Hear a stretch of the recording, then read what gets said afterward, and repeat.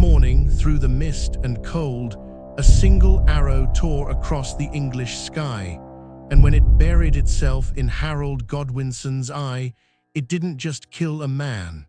It ended an entire civilization.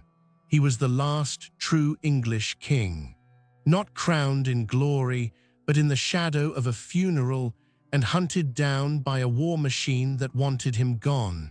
His own brother betrayed him.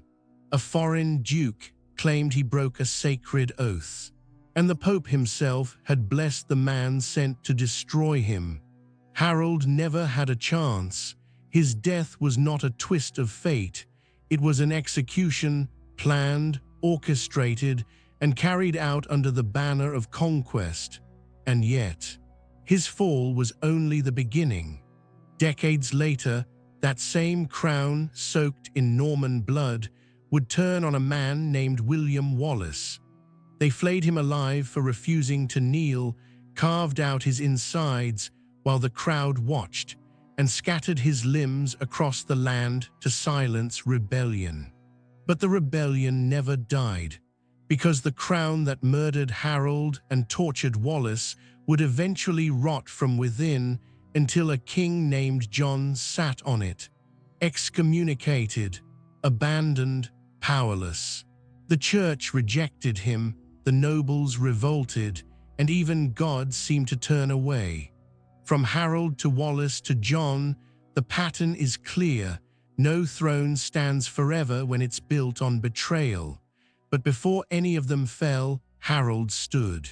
He stood against 3 invasions, 3 claimants to his crown, and the crushing weight of an empire that decided he did not belong. This is not just the story of a king who lost a battle. It's the unraveling of a man who was never allowed to win, whose life, whose rule, and whose death were all part of someone else's plan. It starts not with an arrow, but with a family, the House of Godwin, a dynasty too powerful to be tolerated, and Harold was its final weapon. He was born into a family that was never meant to survive, and yet, by the time Harold could walk, the House of Godwin already had one hand wrapped around the throat of the English crown. They weren't royalty. They weren't even noble by birth. They were outsiders, coastal warlords turned political serpents, clawing their way through the decaying shell of the Anglo-Saxon monarchy. His father, Godwin of Wessex, had once been nothing more than a servant to the king until he made himself indispensable.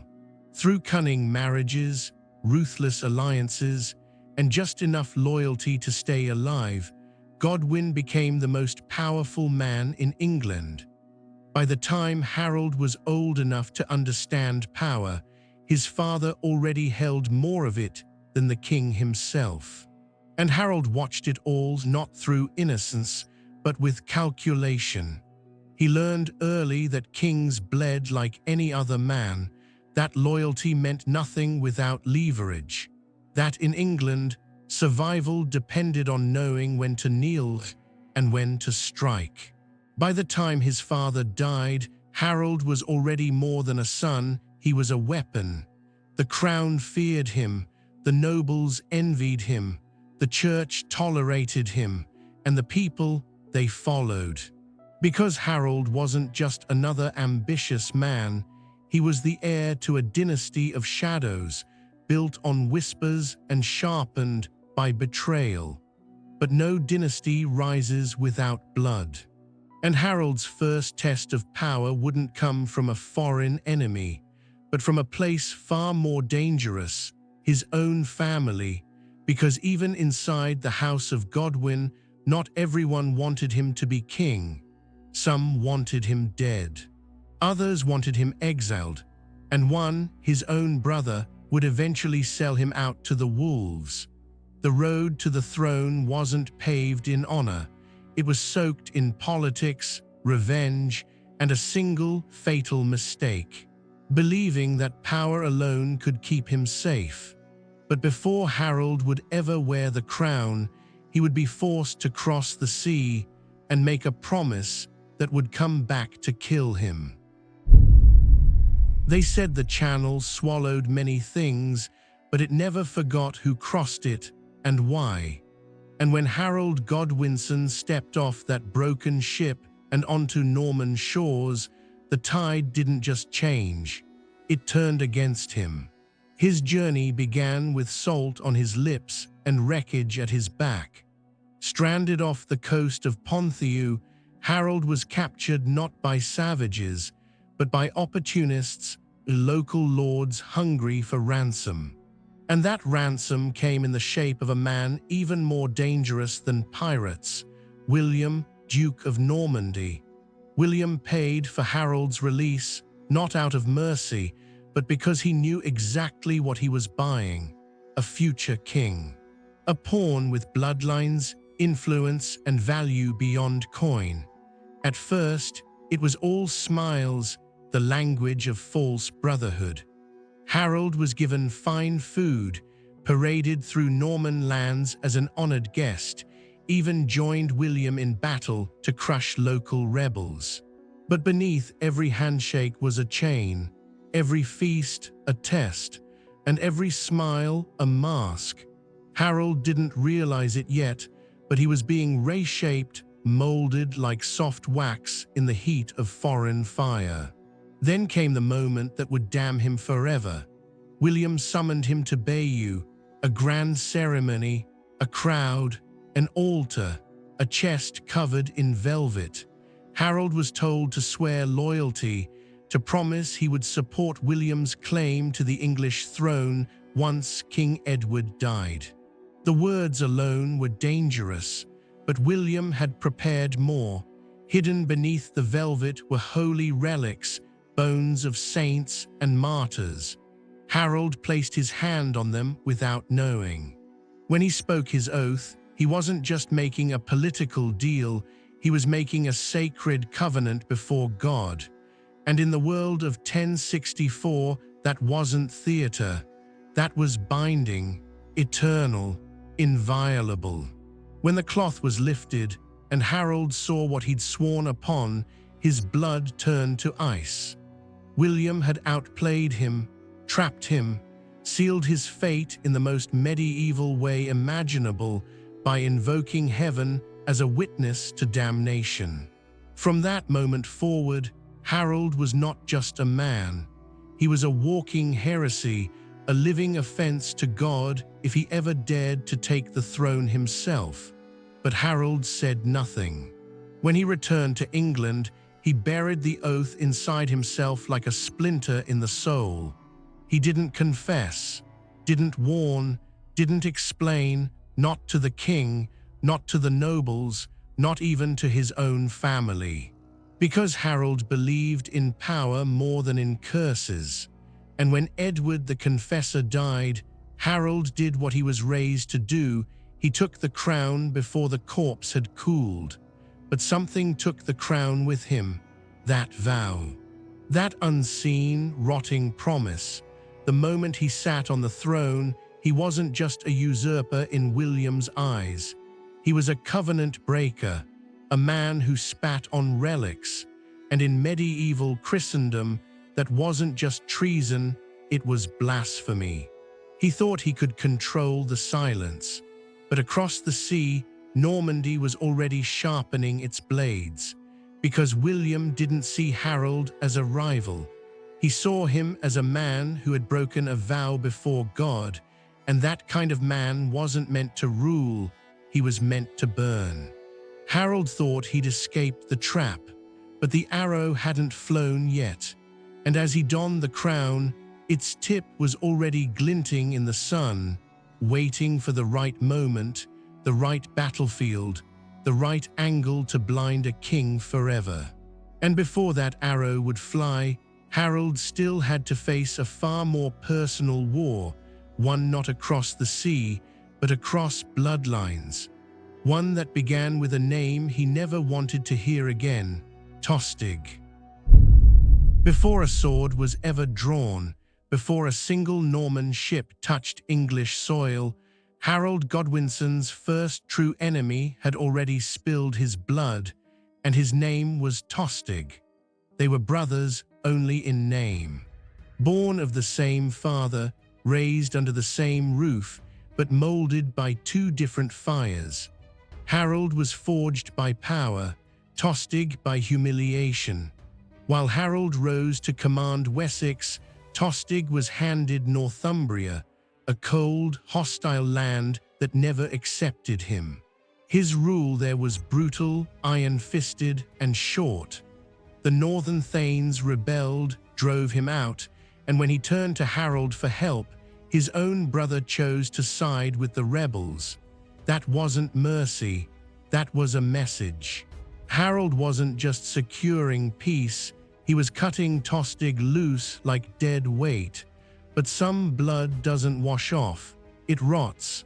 Tostig vanished from England, but not from fate. He drifted across the North Sea, bitter and burning, until he found someone who hated Harold just as much as he did.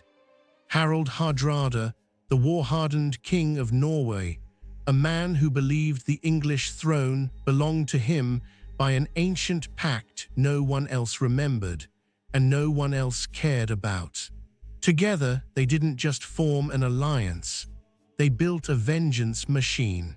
And while Harold looked south toward Normandy, convinced that William would strike first, his own brother was already dragging a Viking army toward the north, like a second blade, aimed at the spine.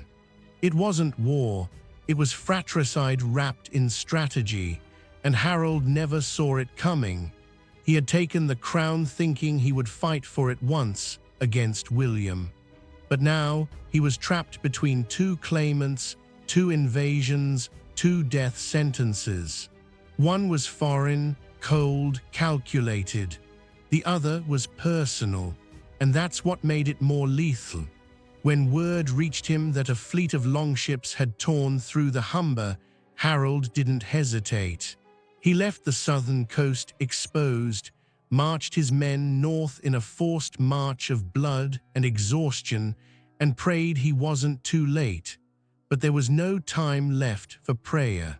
Tostig and Hardrada had already set England on fire, and Harold would have to put it out himself, one corpse at a time.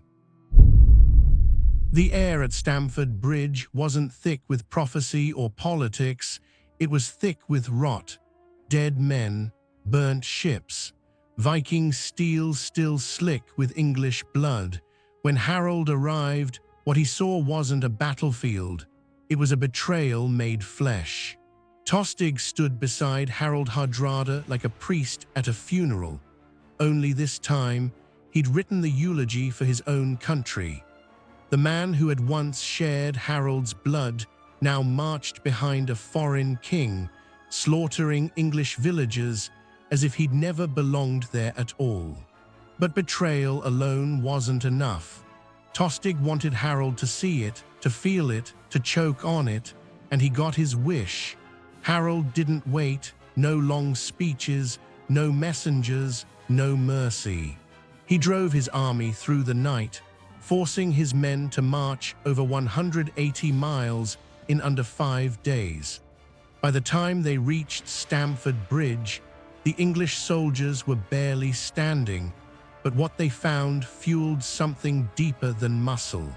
They found Norwegians drunk on arrogance, caught unarmored, scattered, celebrating too early. They thought the new king wouldn't come. They thought wrong. The slaughter was biblical. One English soldier held the bridge alone, buying precious minutes by swinging an axe so violently he carved through Viking skulls until they collapsed around his feet. When Harold's full force surged across the bridge, it became a butcher's ground. Steel against bone, shields splintering, bodies falling into the river, bloating with betrayal. And somewhere in the chaos, Tostig fell, not as a prince, not as a brother, but as a man Harold chose not to spare. But it was Harold Hardrada's death that changed everything. The Thunder King of Norway the man who had never lost a battle in 30 years, was struck through the throat by an English spear. No glory, no saga, just a gargle of blood and silence. The Viking Age didn't end in Scandinavia. It ended here, on English mud. Harold had won. He'd put down the rebellion. He'd crushed 2 kings in a single day. But victories like this come with a price. His army was broken, exhausted, and as the last body was dragged from the riverbank, another messenger arrived from the south. William had landed. And this time, the enemy wasn't his brother or some foreign warlord. It was a man with papal banners, a holy claim, and an arrow already carved with Harold's name. They had barely buried the last corpse in the north when hell opened in the south. William, Duke of Normandy, had crossed the channel not like an invader, but like a messiah with a blade. He didn't just bring knights and ships, he brought permission. Papal banners, a consecrated cross stitched into his standard. Rome had declared Harold a usurper and William a righteous avenger. This wasn't a war. This was a crusade with England as the holy prize. He landed at Pevensey with a force of nearly 7,000 cavalry, archers, armored knights, professional, rested, fed, waiting.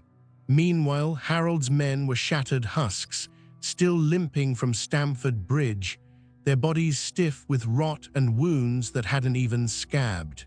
But Harold couldn't wait. Every day William remained on English soil was a day he rewrote the law of God and kings. So Harold did what he always did. He moved south, fast. No time for reinforcements, no time for sleep, no time for the nobility to gather. He marched to Hastings with what he had left: loyalty, bone, and the ghosts of men who died for him twice already. When he reached Senlac Hill, he ordered a shield wall, the last ancient defense of the Anglo-Saxon world. His men formed a human wall of wood and iron, shoulder to shoulder, battered but unbroken. It was simple, brutal, and for hours it worked. The Norman cavalry broke against it, arrows bounced, lances snapped. William's forces couldn't crack it, and then they ran. It looked like retreat, it smelled like panic, but it was a trap. The Normans feigned terror, turned and bolted, and Harold's men, tired, angry, hungry for a final kill, broke formation and chased. That was the moment everything turned. The moment loyalty became recklessness. The moment discipline unraveled into bloodlust. William wheeled his knights back around. The hunters became the hunted, and the shield wall was gone, but the king still stood. Harold, exhausted, surrounded, stared down the storm he'd helped create. William's archers changed tactics, launching volleys high, not to kill, but to blind the sky. And from that storm came one arrow, cursed with divine approval, spiraling downward not at random, but with precision.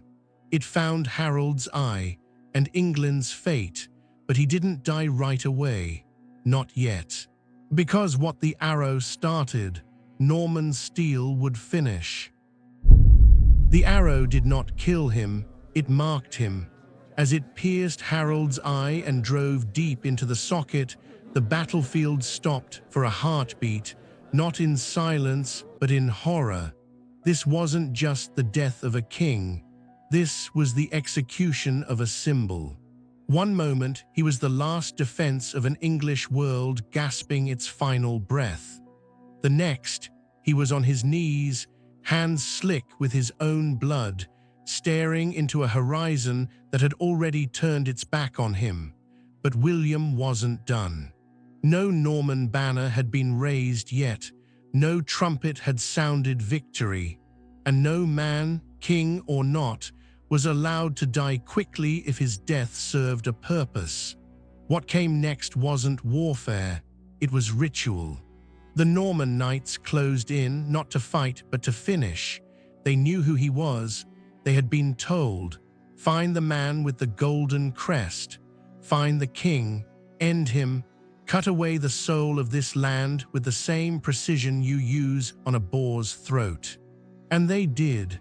They butchered Harold Godwinson on the mud-soaked ridge of Hastings like a hunted animal, slashed his thighs, drove steel through his chest, split open his leg. They weren't searching for death, they were searching for certainty. They didn't want him to be killed, they wanted him unmade. Some accounts claim it was his own bodyguard who watched the final blow, too broken to move, too loyal to run. Others say it was Geath, his brother, who died just steps away, lungs full of blood and regret. But what no source can agree on is what happened to the corpse. Some say his face was mutilated beyond recognition. Others that Edith the Fair, his lover, was the only one who could identify what was left of him by marks no soldier would know. And some whispers, the oldest ones, claim the body burned, not by fire, but by memory. England needed to forget him, and William needed that forgetfulness to reign. The battle was over, but the killing wasn't, because even in death, Harold's existence had to be erased, not just from the field, but from the crown itself. And to do that, William would need more than an army.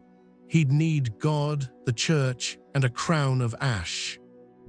They buried the body, but not the consequences. Harold's death at Hastings didn't just end a life, it detonated the foundation of England itself. In one blood-drenched afternoon, the old world collapsed. No more Anglo-Saxon kings. No more native lords. No more safety in the language, the land, or the law. The Normans didn't conquer England like warriors. They dissected it like surgeons. Every estate, every title, every sacred oath was torn from English hands and handed to foreign tongues. It wasn't an invasion, it was an exorcism.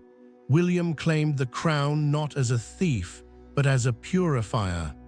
On Christmas Day, 1066, inside Westminster Abbey, he was crowned King of England.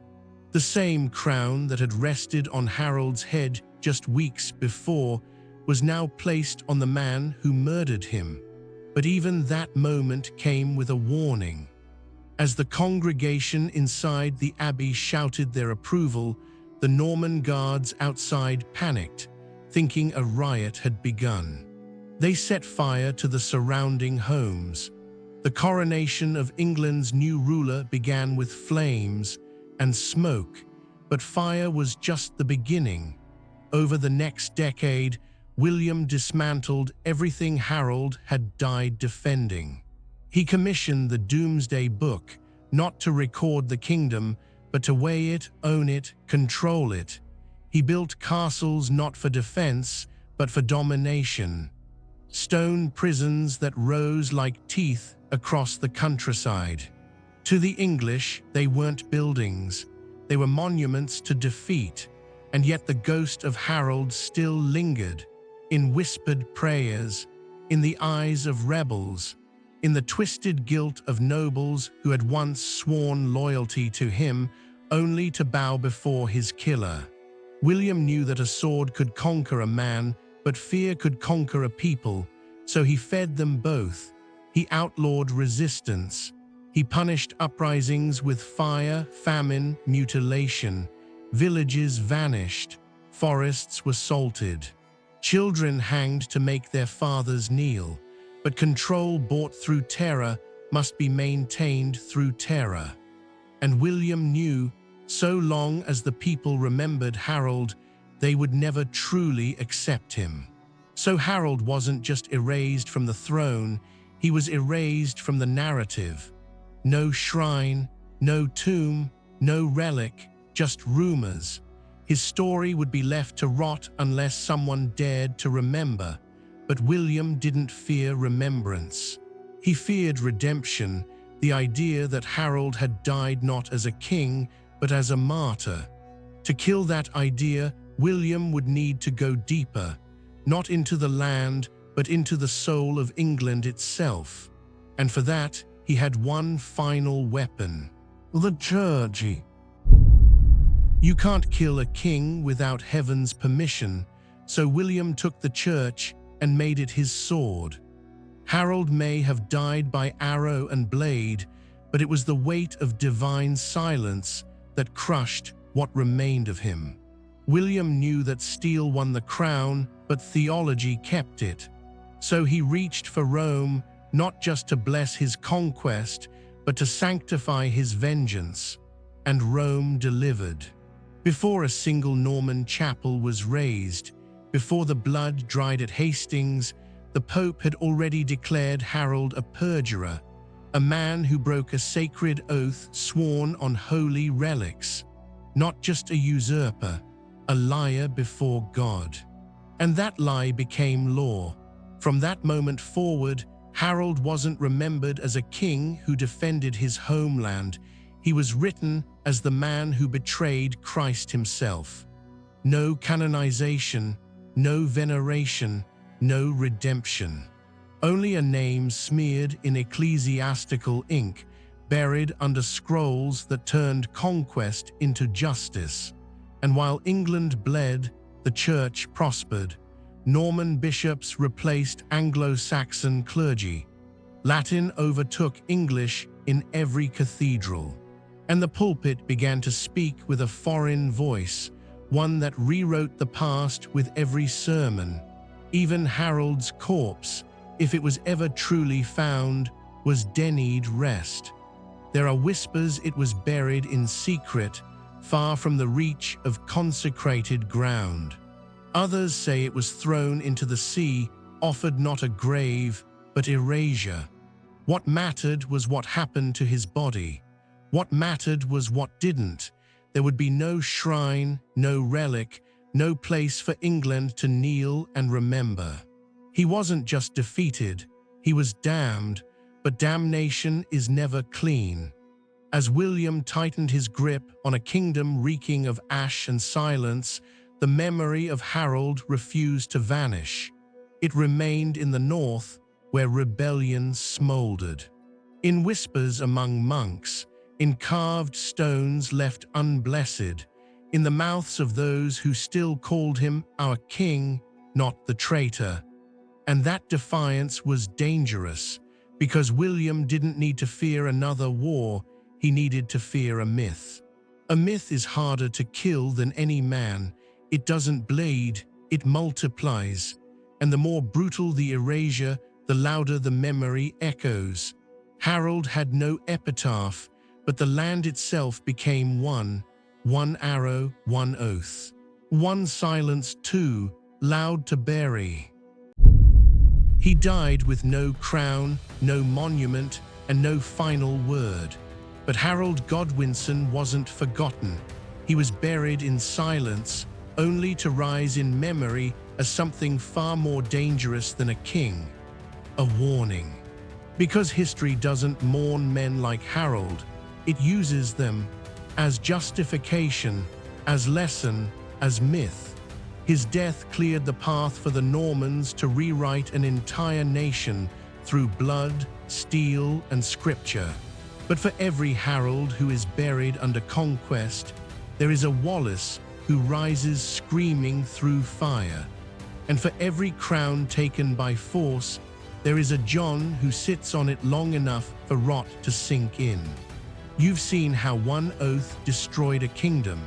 Now watch what happens when a man breaks all oaths, defies God himself, and still dares to call himself king. Click here to witness the brutal execution of William Wallace, flayed alive for the crime of refusing to kneel. And don't miss the slow unraveling of King John, excommunicated, abandoned, and devoured by the very crown he clung to. This is Tortures of the Crown, subscribe, and prepare, because next time we follow the man who took Harold's throne.